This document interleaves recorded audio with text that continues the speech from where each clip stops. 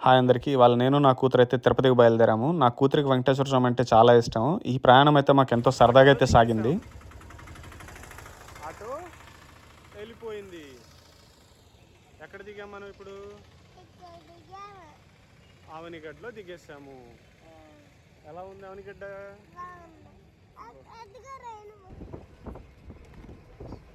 ఏం చేస్తున్నా? ఒకసారి సిగ్గు అవనిగడ్డ నుంచి విజయవాడ అయితే ఏపీఎస్ఆర్టీసీ బస్సులో అయితే చేరుకున్నాము. అక్కడ నుంచి అయితే స్లీపర్ బస్సు ఎక్కాము తిరుపతికి. పొద్దున్నే మేము నిద్రలేసేసరికి బస్సు శ్రీకాళహస్తి అయితే చేరుకుంది. నేను మా అవ్యుక్త అయితే మొదటిసారి వాళ్ళ అమ్మ లేకుండా తిరుపతికి అయితే బయలుదేరాము. తను ఎక్కడ నన్ను ఇబ్బంది పెడుతుందో, అమ్మ కావాలని ఏడుస్తుందో అనుకున్నా. పాపం చక్కగా అయితే నిద్రపోయింది బస్సు ఎక్కంగానే. నేను తిరుపతిలో దిగంగానే ఏదో నా సొంత ఊర్లో దిగిన ఫీలింగే నాకు ఉంటుంది. ఎందుకంటే అక్కడే నేను నా ఎడ్యుకేషన్ అంతా పూర్తి చేశాను కాబట్టి. సో నేను చదివింది మెడికల్ కాలేజ్ ఏరియా కాబట్టి అక్కడే ఒక రూమ్ తీసుకుందామని అయితే నేను అవ్యుక్త ఆటో మాట్లాడుకుని అయితే వెళ్తున్నాము. ఎస్వి మెడికల్ కాలేజ్ గేటు ముందు దిగంగానే నాకు 2012లో జరిగిన తెలుగు మహాసభలే గుర్తొచ్చాయి. ఎందుకంటే అక్కడ కనిపిస్తున్న గేటు ముందు చాలా ఈవెంట్స్ అయితే జరిగాయి. అవన్నీ చాలా మెమరీస్ అనమాట. ఇక అక్కడ దిగంగానే మేము రూమ్ ఎత్తుక్కోవడానికి అయితే ముందుకు వెళ్ళాము.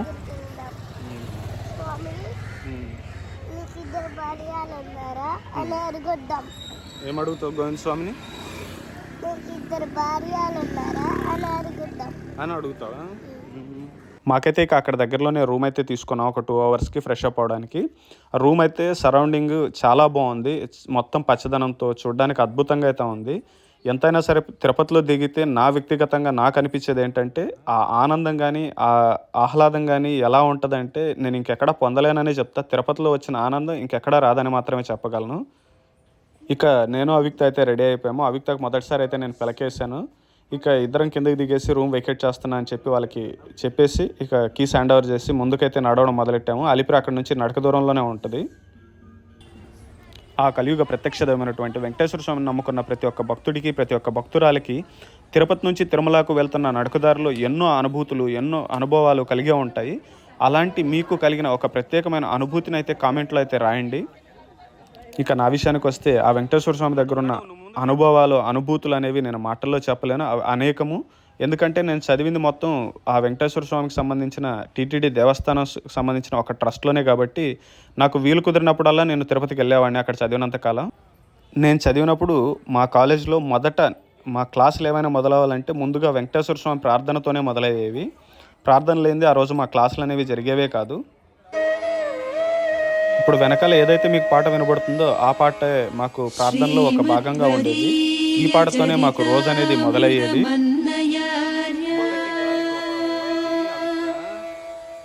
శ్రీమద్వదీయ చరితామృతమన్నయార్య పీత్వాపి నైవ సుహిత మనుజా భవేయుః పీత్వాపి నైవ సుహిత మనుజా భవేయుః త్వం వెంకటాచలపతిరివ భక్తిసారం త్వం వెంకటాచలపతిరివ భక్తిసారం శ్రీతాళపాక గురుదేవ శ్రీతాళపాక గురుదేవ నమో నమస్తే నమో నమస్తే.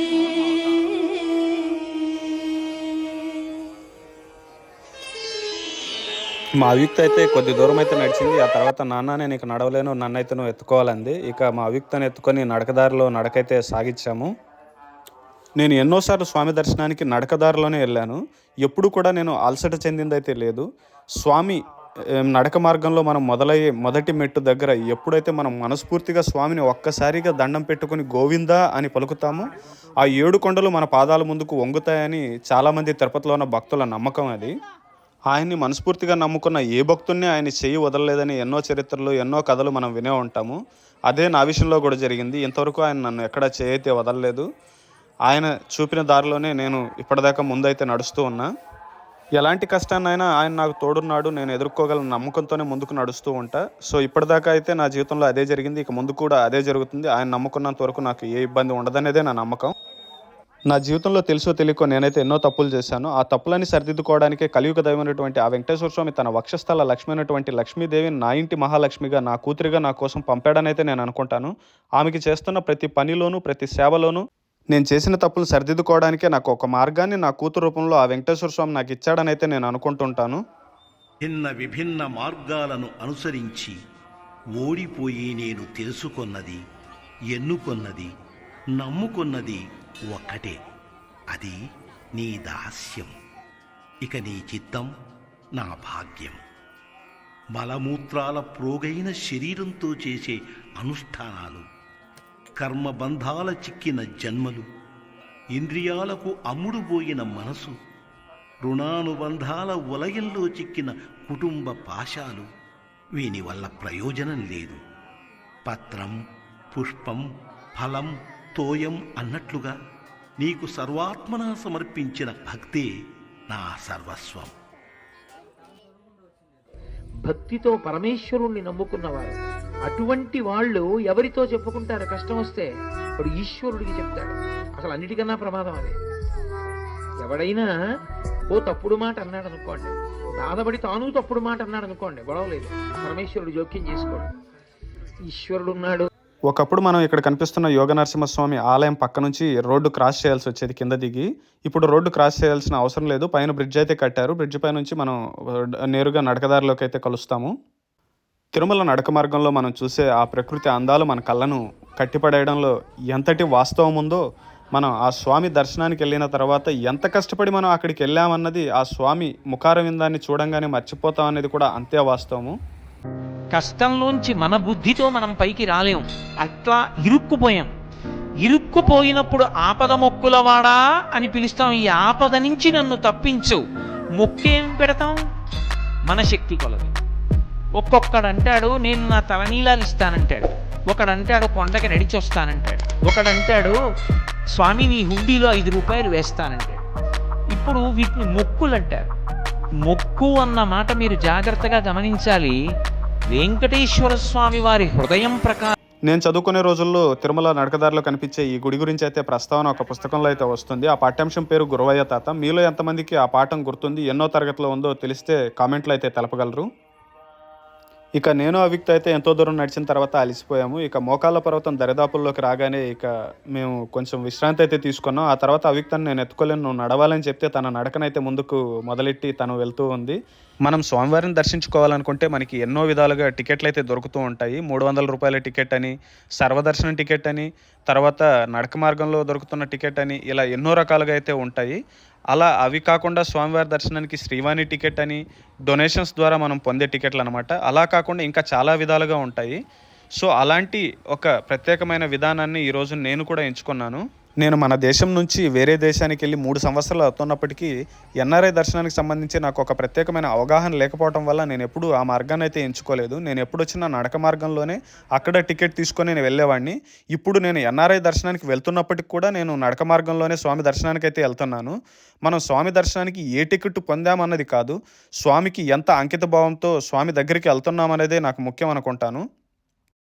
ఇక ఈ ఎన్ఆర్ఐ దర్శనాన్ని ఎలా చేసుకోవాలి ఏంటి అన్న ఇన్ఫర్మేషన్ అవగాహన కోసం నేనైతే టీటీడీ వెబ్సైట్లోకి అయితే వెళ్ళి చూశాను. అక్కడ నాకు చాలా చక్కగా అయితే ఇన్ఫర్మేషన్ అయితే దొరికింది. మన వాళ్ళు ఎవరైనా ఇతర దేశాల్లో నివాసం ఉంటున్న వాళ్ళు స్వామి దర్శనానికి వెళ్ళాలి అనిపించినప్పుడు స్వామి దగ్గరికి వెళ్ళాలంటే వాళ్ళు మన దేశానికి వచ్చిన 30 రోజుల లోపు మాత్రమే ఈ టికెట్ పొందడానికి అవకాశం ఉంటుంది. 30 రోజులు దాటిన తర్వాత ఎన్ఆర్ఐ టికెట్ పొందాలంటే ఎటువంటి అర్హత ఉండదు. 30 రోజుల లోపు మాత్రమే స్వామివారి దర్శనానికి ఎన్ఆర్ఐ టికెట్ పొందడానికి అవకాశం అయితే ఉంటుంది. ఈ టికెట్ పొందడానికి మీ దగ్గర ముఖ్యంగా మన ఒక వ్యాలిడ్ పాస్పోర్ట్ అయితే ఉండాలి. ఆ పాస్పోర్ట్లో మీరు వేరే దేశం నుంచి మన దేశంలోకి ఎంటర్ అయినప్పుడు మన ఇమిగ్రేషన్లో ఏదైతే స్టాంప్ వేస్తారో ఆ స్టాంప్ని చెక్ చేస్తారు. తర్వాత మీరు ఉంటున్నటువంటి ఆ దేశానికి సంబంధించిన వీసా కార్డును కూడా చెక్ చేస్తారు. ఆ తర్వాత మీకు దర్శనానికి టికెట్ ఇస్తారు. తిరుమల చేరుకున్న తర్వాత మనం ఈ ఎన్ఆర్ఐ టికెట్ను పొందాలంటే మనం ప్రత్యేకంగా ఎక్కడా తిరగాల్సిన పని అయితే ఉండదు. మనం చక్కగా సంప్రదాయ దుస్తులను ధరించి స్వామివారికి సంబంధించినటువంటి 300 రూపాయల క్యూ లైన్లోకి అయితే వెళ్తే మనకి క్యూ లైన్లోనే టికెట్ ఇవ్వడం అయితే జరుగుతుంది. ఆ టికెట్ ఇచ్చే సమయంలో ఇందాక చెప్పినట్టుగా మన పాస్పోర్ట్ వ్యాలిడిటీని చెక్ చేస్తారు, మనం ఉంటున్నటువంటి దేశానికి సంబంధించిన వీసాని చెక్ చేస్తారు, మనం మన భారతదేశంలోకి ఎప్పుడొచ్చామన్న డేట్ని అయితే చెక్ చేస్తారు. ఎందుకంటే మనం ఎంటర్ అయిన డేట్ నుంచి 30 రోజుల లోపు మాత్రమే మనకి ఈ టికెట్ పొందడానికి అవకాశం ఉంటుంది. 30 రోజులు గడిచిపోతే మనం ఈ టికెట్ని పొందలేము. మనం ఇతర మార్గాలను ఎంచుకొని స్వామివారి దర్శనానికి వెళ్ళాల్సి ఉంటుంది. స్వామివారిని దర్శించడానికి మనకి ఎన్నో మార్గాలున్నా మనం ఏ మార్గాన్ని ఎంచుకున్నా మనమంతా చేరేది ఒక మార్గంలోకి, ఆ స్వామి దివ్య దర్శనానికే. వెంకటాద్రి సమం స్థానం బ్రహ్మాండే నాస్తి కించన, వెంకటేశాయ సమోదేవో నభూతో న భవిష్యతి. 3 గంటల ప్రయాణం తర్వాత మేము స్వామివారి కొండపైకైతే చేరుకోగలిగాము. చేరుకున్న తర్వాత మళ్ళీ స్నానాలు చేసి స్వామివారి తిరునామాన్ని ధరించి స్వామి దర్శనానికైతే బయలుదేరాము. నేను స్వామిని దర్శించుకోబోతున్నా అన్న ఆతృతలో నాతో పాటు అవ్యుక్త కూడా ఉందన్న విషయాన్ని మర్చిపోయాను. తన కోసం తినడానికి ఏదైనా తీసుకోవాలి అన్న విషయం నేను మర్చిపోయి క్యూ లైన్లోకి అయితే వెళ్ళిపోయాను. క్యూ లైన్లోకి వెళ్ళిన తర్వాత కంపార్ట్మెంట్లో మమ్మల్ని 2 గంటల పాటు ఉంచారు. ఆ 2 గంటల్లో నేను అవ్యుక్త ఏమైనా అడిగిద్దు, తనకి ఏది ఇవ్వలేకపోతానేమో అని ఆలోచిస్తున్న సమయంలో టీటీడీ వాళ్ళు ఎంతో చక్కటి సదుపాయాలు అయితే కల్పించారు. ఆ 2 గంటల్లో 2 సార్లు భోజనాన్ని అందించారు. ఆ తర్వాత ఒక్కసారి పాలను కూడా అందించారు. స్వామివారిని తనివి తీరా చూసా అన్న ఆనందం నాకు క్షణాల్లోనే మాయమైంది. ఎందుకంటే ఆయన్ని వదిలేళ్ళాలన్న బాధ నన్ను ఇంకా ఎక్కువ కలిచివేసింది. కాకపోతే ఆయన పిలుపు లేనిదే మనం అక్కడికి వెళ్ళలేం కాబట్టి మళ్ళీ ఆయన పిలుపు కోసం ఎదురు చూస్తూ వచ్చేసాను.